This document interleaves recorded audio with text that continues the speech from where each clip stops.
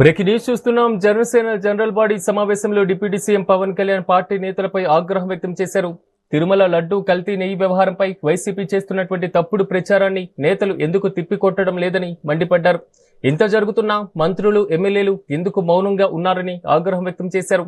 ముఖ్యంగా ఎమ్మెల్యే అరవ శ్రీధర్ వ్యవహారంతో పాటుగా అందరి చిట్టా తన వద్ద ఉందని పవన్ కళ్యాణ్ హెచ్చరించినట్లుగా తెలుస్తుంది. పరిపాలన గాడి తప్పకుండా సొంత పార్టీ నేతల తీరుపై పవన్ సీరియస్ కావడంతో ఇప్పుడు రాజకీయ వర్గాల్లో హాట్ టాపిక్ గా మారింది.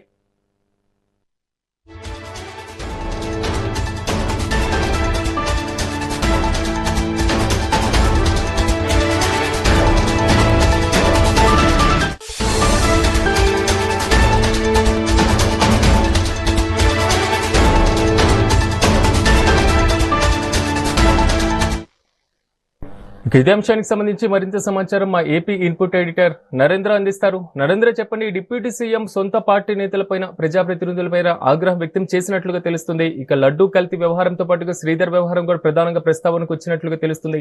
పూర్తి అప్డేట్స్ ఏంటి? జనసేన అధినేత పవన్ కళ్యాణ్ నిన్న సమావేశమైనటువంటి సమయంలో జనరల్ బాడీ మీటింగ్ లో పార్టీకి సంబంధించినటువంటి నాయకులకి పూర్తి స్థాయిలో కూడా క్లాస్ స్పీకర్ అని చెప్పుకోవచ్చు. ఎందుకంటే ఒక పక్క రాష్ట్రంలో ఇది అంబట రాంబాబు ఇష్యూ గానీ, లేకుంటే జోగి రమేష్ ఇష్యూ గానీ, మరో పక్క అరవ శ్రీధర్కి సంబంధించినటువంటి ఇష్యూ పై కానీ పెద్ద ఎత్తున చర్చ జరుగుతుంది. గత వారం రోజులుగా జరుగుతున్నటువంటి పరిణామాలన్నింటినీ కూడా గమనించిన తర్వాత పవన్ కళ్యాణ్ ముఖ్యంగా పార్టీకి సంబంధించినటువంటి ముఖ్య నాయకులకి చాలా సీరియస్ గా క్లాస్ స్పీకర్.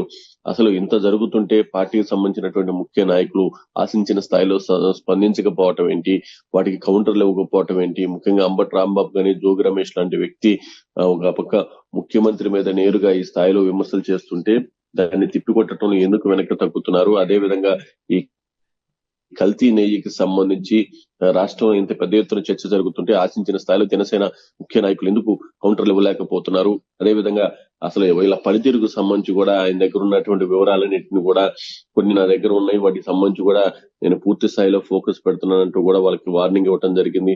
మొత్తంగా ఏదైతే ఇళ్లపై దాడులు ప్రోత్సహించడం లేదు, కానీ అలా దారితీసిన పరిణామాలపై మనం మాట్లాడాల్సినటువంటి అవసరం ఉంది.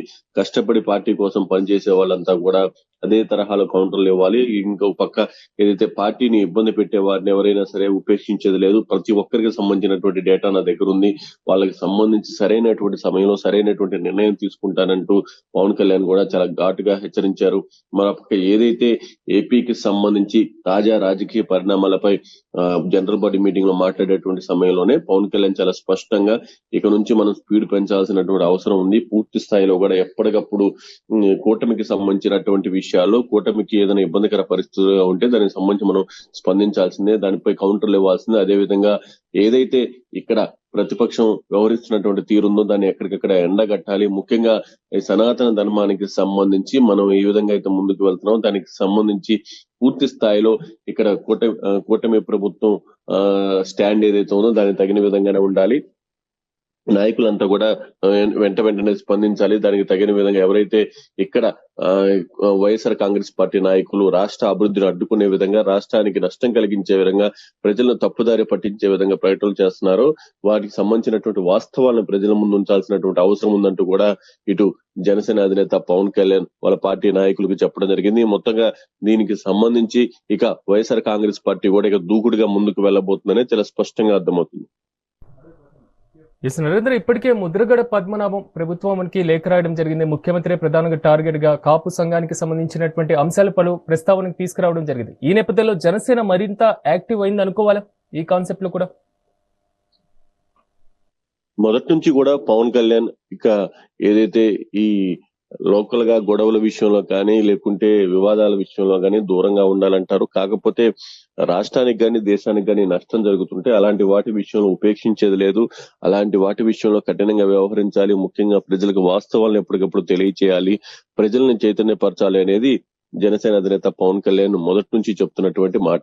మనం కులాలు మతాలు వీటిని పెట్టుకొని ప్రజల్లో వాళ్ళ మధ్య చిచ్చు పెట్టే విధంగా వ్యవహరించకూడదు. వాళ్ళందరినీ కూడా కలుపుకొని ఐక్యంగా ముందుకు తీసుకువెళ్లే విధంగా ఉండాలంటారు. అయితే ఆంధ్రప్రదేశ్ లో తాజాగా జరిగినటువంటి పరిణామాలు చూస్తూ ఉంటే ఒక పక్క ఏదైతే పార్టీల మధ్య చిచ్చు పెట్టే విధంగా వ్యవహరించడం, కులాల మధ్య చిచ్చు పెట్టే విధంగా వ్యవహరించడం, వివాదాస్పదమైనటువంటి వ్యాఖ్యలు చేయటం, రెచ్చగొట్టడం, ఆంధ్రప్రదేశ్ లో ఇక్కడ శాంతి భద్రతలు సక్రమంగా లేవనేటువంటి మెసేజ్ బయటికి వెళ్లే విధంగా ప్రొజెక్ట్ చేసేటువంటి ప్రయత్నాలు చేయటం, ఇవన్నీ కూడా చూస్తూ ఉంటే రాష్ట్ర అభివృద్ధికి పూర్తి స్థాయిలో కూడా నష్టం కలిగేటువంటి వాతావరణం కనిపిస్తుంది అనేది పవన్ కళ్యాణ్ చెప్తున్నటువంటి మాట.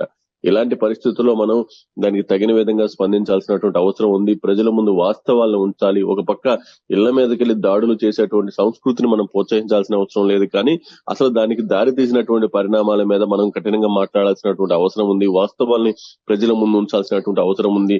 ఇది ఒక తెలుగుదేశం పార్టీకో ఇంకో దానికో సంబంధించినటువంటి ఇష్యూ కాదు. ఇది పూర్తిగా కూడా రాష్ట్రానికి సంబంధించి, రాష్ట్ర అభివృద్ధికి సంబంధించినటువంటి అంశాలతో ముడిపడి ఉన్నటువంటి ఇష్యూస్ కాబట్టి వీటన్నిటిని కూడా ఎప్పటికప్పుడు వాస్తవాలను ప్రజల ముందు ఉంచితే ప్రజలు కూడా వాటన్నిటిని కూడా తెలుసుకుంటారు.